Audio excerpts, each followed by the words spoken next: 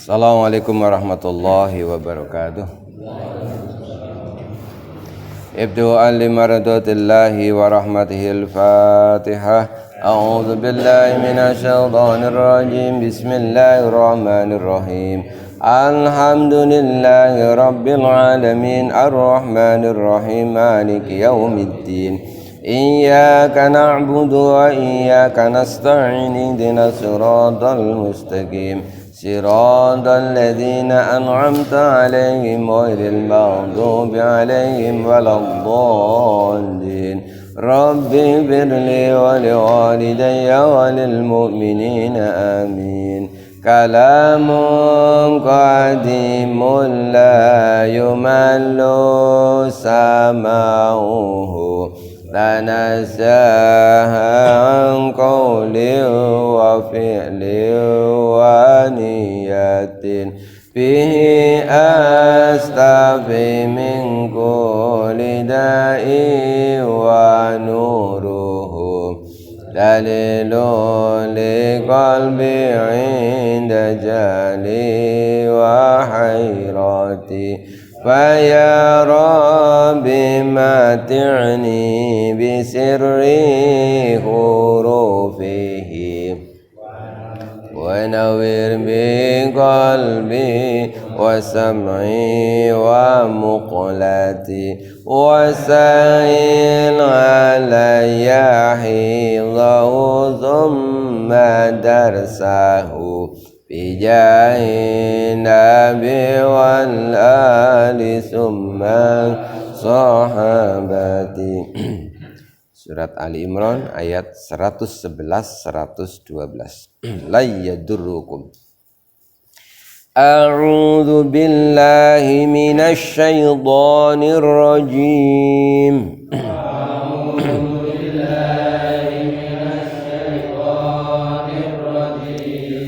Bismillahirrahmanirrahim.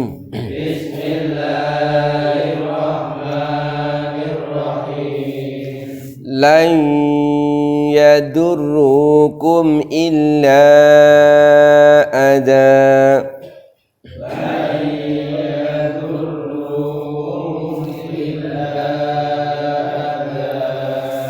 Wa in yuqatilukum yuwallukumul adbar.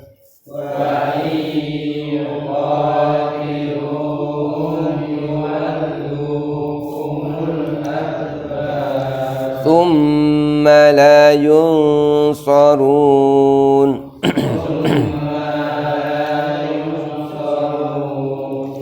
ضربت عليهم الذلة أينما ثقفوا إلا بحبل من الله وحبل من الناس.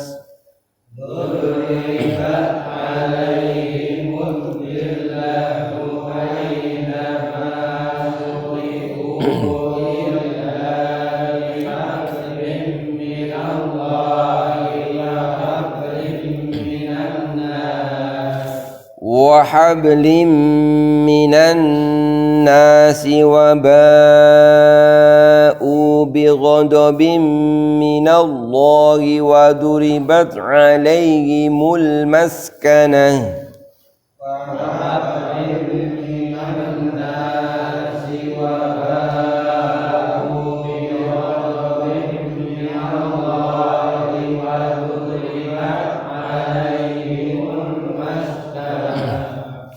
ذلك بأنهم كانوا يكفرون بآيات الله ويقتلون الأنبياء بغير حق. ذلك بأنهم كانوا يكفرون بآيات الله ويقتلون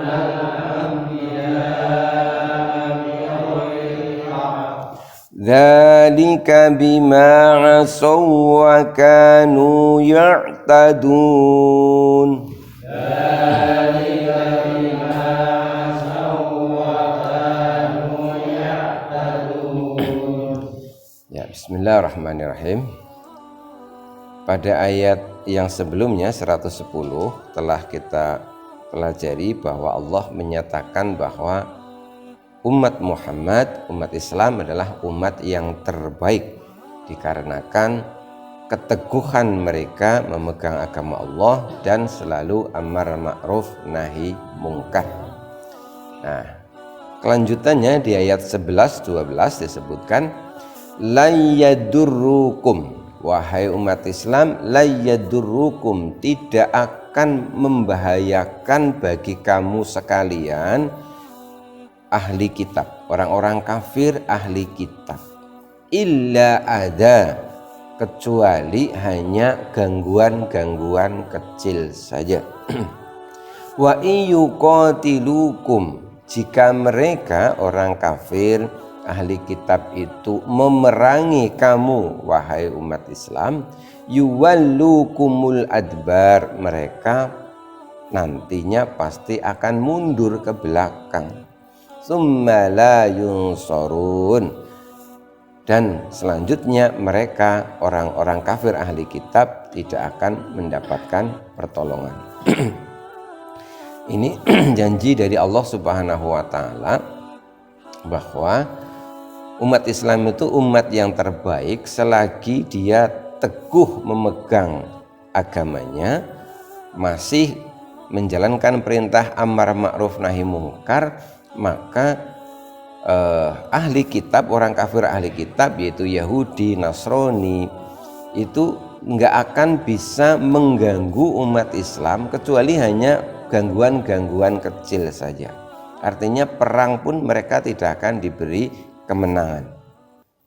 Wa iyyuqatilukum yuwallukumul adbar, kalau mereka benar-benar perang pasti juga mereka nanti yang akan mundur. Summa la yunsurun, dan mereka tidak akan mendapatkan pertolongan. Jadi dalam banyak sejarah ketika umat Islam ini bentrok perang dengan orang-orang kafir dari kalangan Yahudi ataupun Nasrani, misalkan yang terbesar diantaranya perang salib seperti itu. Dari zaman Rasulullah itu umat Islam itu seringnya menang, walaupun kadang-kadang itu kalah jumlah. Kenapa menang? Karena umat Islam itu yang berpegang teguh dengan agama Allah itu mentalnya itu mental tidak takut mati. Mentalnya itu benar-benar membela agama Allah. Jadi walaupun kadang itu kalah jumlah, itu seringnya menang, karena memang itu tadi, selagi umat Islam itu dua dipegangi, berpegang teguh dengan agama Allah, berjihadnya benar-benar murni karena memperjuangkan agama Allah, kemudian masih mau amar ma'ruf nahi mungkar, ya janji Allah pasti akan diberi pertolongan. Orang kafir itu walaupun masih mengganggu itu ya illa ada, hanya gangguan-gangguan kecil saja, misalkan ngejek, menghina begitu. Kalau benar-benar mereka berperang dengan umat Islam, di mana umat Islam itu teguh dengan agama Allah, pasti umat Islam yang akan menang, mereka pasti akan mundur. Duribat alaihimud dhillatu, duribat telah mengenai, dikenakan alaihim kepada orang kafir ahli kitab seperti Yahudi, Nasrani, apa itu al-dhillatu, kehinaan. Allah telah menimpakan kehinaan, misalkan terhadap orang kafir ahli kitab yaitu Yahudi. Apa bentuk kehinaan yang Allah berikan? Bahwa dari zaman dahulu seperti zaman Nabi Musa sampai sekarang mereka tidak pernah menetap dan memiliki negara yang sah. Jadi selalu terlunta-lunta. Zamannya Nabi Musa alaihissalam hingga ditolong oleh Nabi Musa, mereka itu teraniaya oleh Raja Fir'aun. Raja Fir'aun itu Raja Mesir. Raja Mesir pada waktu itu. Kemudian yang belum begitu jauh itu mereka pernah teraniaya itu zamannya Hitler, Nazi, Jerman, hingga mereka itu terbunuh ribuan orang. Tetapi karena mereka itu terlunta-lunta tidak punya negara, itu akhirnya mereka punya solidaritas yang sangat kuat, sehingga mereka kemudian menyusun sebuah gerakan politik yang namanya Zionis. Zion itu nama aslinya, itu nama sebuah tempat yang di situ diyakini pernah dibangun istananya, atau ada juga kuburannya Nabi Sulaiman alaihissalam. Nabi Sulaiman ini kan nabi dari kalangan Yahudi. Nah, mereka kemudian menggunakan tempat yang namanya Zion itu sebagai simbol, sebagai nama Zionis, di mana mereka Yahudi yang tercerai-berai, yang terpencar-pencar di berbagai belahan dunia itu sepakat harus gimana caranya bisa membangun sebuah negara di tempat tersebut. Nah, ternyata wilayah itu adalah miliknya Palestina. Nah, akhirnya mereka itu merampas dengan paksa hingga kemudian berdirilah negara Israel. Jadi itu banyak negara yang tidak mengakui karena itu tidak sah. Tapi yang jelas itu Yahudi itu karena sudah dinas sama Allah itu mereka mendapatkan kehinaan itu terlunta-lunta selama bertahun-tahun. Mereka bisa punya negara pun ternyata negaranya negara yang tidak sah. Nah, sebabnya itu apa? Mereka dikenai kehinaan aina masukifu, dimanapun mereka berada, illa bihablim minallah wa hablim minan nas, kecuali mereka tidak dikenai kehinaan kalau mereka berpegang teguh dengan Allah, menjaga hubungan dengan Allah dan hubungan dengan sesama manusia. Berpegang dengan tali agama Allah berarti mereka mau menerima Nabi Muhammad, mereka mau masuk Islam. Nah, tetapi yang terjadi kan mereka tidak mau. Waba'u bihodobim minallah, karena itulah mereka mendapatkan murka dari Allah Subhanahu wa taala. Wa duribat alaihimul maskanatu, dan dikenakan kepada mereka, ditimpakan sebuah kesengsaraan. Mereka baru punya negara, punya tempat tinggal netap itu baru tahun 1948 kalau tidak salah. Berarti kan duluan kita Indonesia ya. Nah, sebelum itu mereka itu nyebar di mana-mana.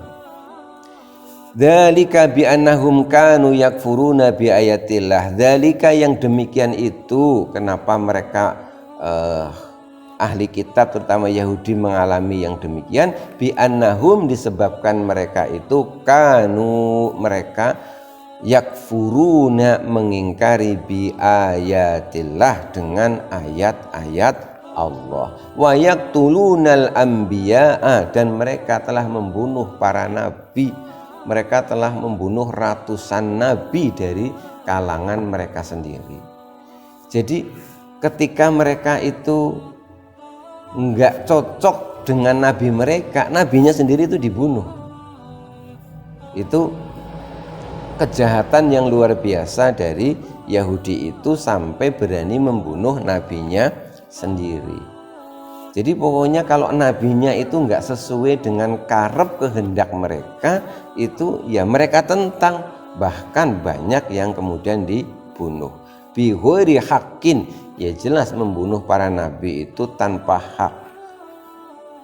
Kenapa mereka itu sampai sedemikian itu, sampai nabinya sendiri itu dibunuh? Dzalika, yang demikian itu, bima asaw wa kanu ya'tadun, disebabkan mereka asaw, karena mereka berpaling maksiat, wa kanu ya'tadun, dan mereka telah melampaui batas.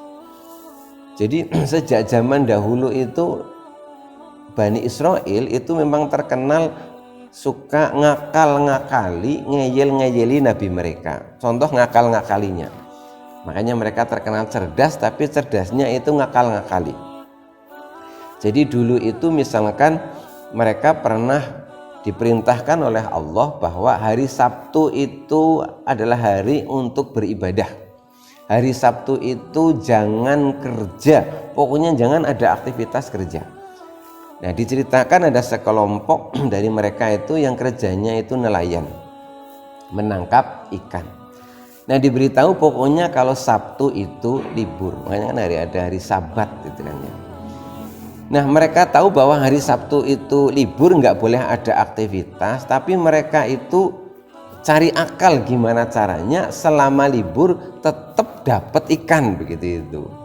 Lalu mereka itu memasang jebakan, memasang perangkap ikan yang banyak pada hari Jumatnya, sehingga hari Sabtu memang mereka nggak nangkep ikan,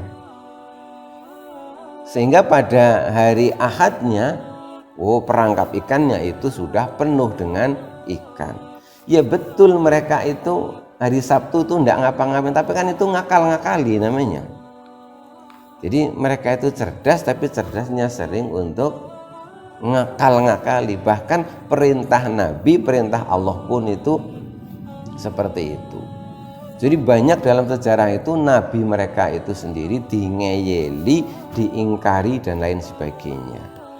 Di zaman Nabi Musa misalkan ketika Musa ini berpamitan akan, ya kalau kayak Nabi Muhammad itu akan beruzlah lah, menerima wahyu dari Allah, ditinggal selama beberapa lama itu. Ketika tidak ada Nabi pada waktu itu, mereka itu bisa kemudian kembali ke dalam kemusyrikan. Diceritakan itu dulu itu ada orang namanya Samiri, di Quran kan ada Samiriyu kan gitu ya. Samiri ini seorang yang ahli pembuat patung. Dia membuat patung yang sangat bagus, wujudnya itu sapi. Nah, patung itu diberi lubang-lubang lah ya. Kalau sapi ya dikasih lubang di hidung, di telinga begitu. Nah, patung buatannya Samiri ini unik. Jadi kalau diterpa angin ini sapinya terus bunyi gitu loh. Ya, ada riwayat yang mengatakan bahwa itu dimasuki setan kayak gitu itu. Hingga akhirnya mereka itu sudah dipeseni sama nabinya bahwa pokoknya jangan pernah menyembah selain Allah. Di depan para nabinya iya begitu. Begitu ditinggal sebentar, mereka pindah pada menyembah sapi bikinannya Samiri ini.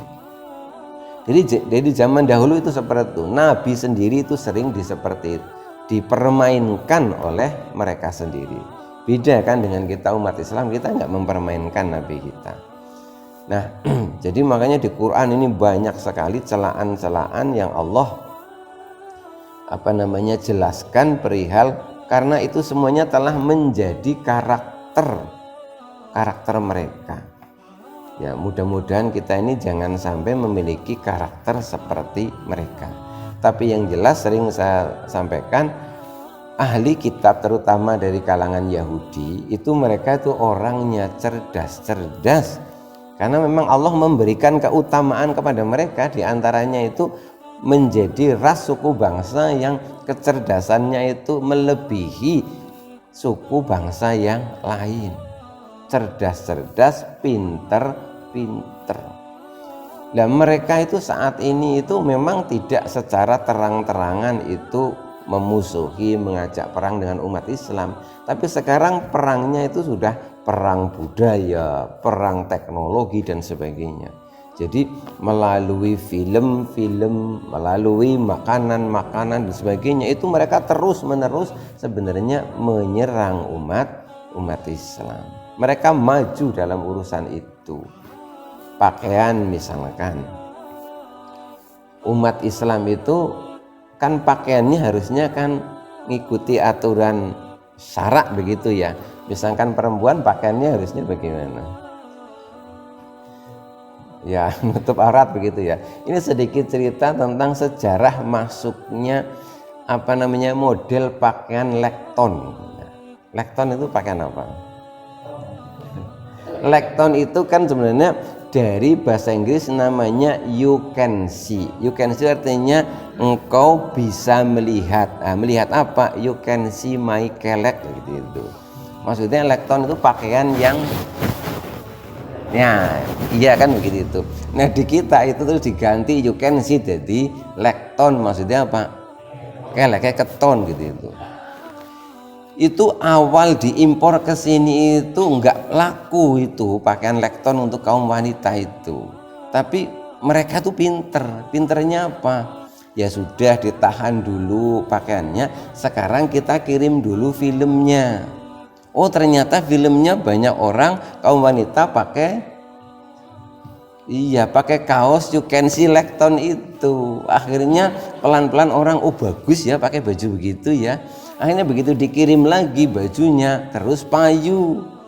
Nah, cerdas nggak mereka itu?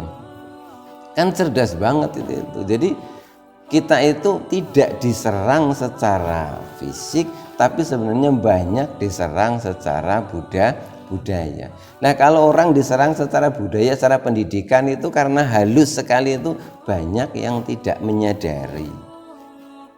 Film-film juga coba itu pada jam-jam tertentu yang harusnya anak-anak kita itu pada ngaji, tayangannya bagus, apalagi yang film-film dari luar negeri, mereka yang pegang media.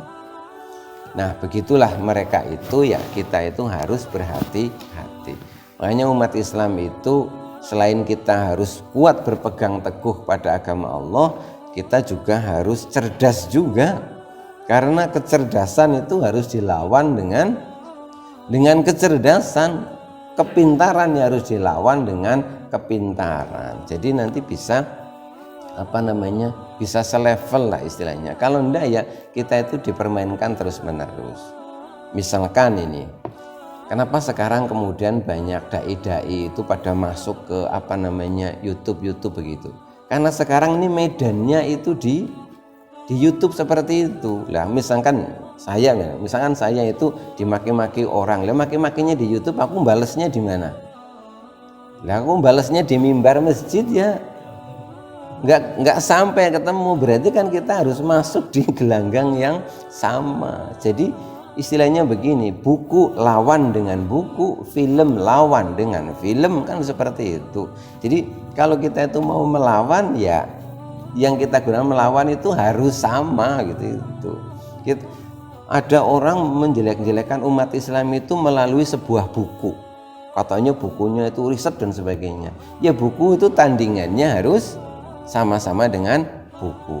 Terus ada film yang memojokkan kita umat Islam, ya harus dilawan juga dengan disitulah makanya umat Islam itu harus pinter, harus cerdas, karena kalau tidak itu ya kita kalah perang terus-terusan begitu. Tapi yang jelas janji Allah adalah Allah pasti akan memberikan pertolongan kepada kita selagi sebagai umat yang terbaik kita berpegang teguh pada agama Allah dan masih peduli, masih mau amar ma'ruf nahi mungkar.